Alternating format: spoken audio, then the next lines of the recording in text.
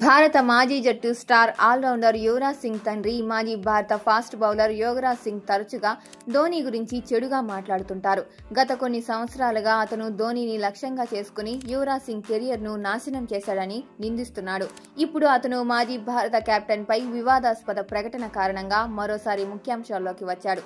2011 ప్రపంచ కప్ లో టీమిండియా విజయం తర్వాత కూడా ధోనీ టీమిండియాను నాశనం చేశాడని ఆయన ఆరోపించారు.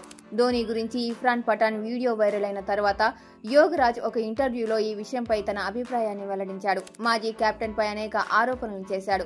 ఇన్సైడ్ స్పోర్ట్స్ కి ఇచ్చిన ఇంటర్వ్యూలో యోగరాజ్ మాట్లాడుతూ, నేను మఫత్ లాల్లో 11 సంవత్సరాలు ఆడాను, కానీ ఎవరికి హుక్కా తయారీ చేయమని చెప్పలేదు అంటూ తెలిపాడు.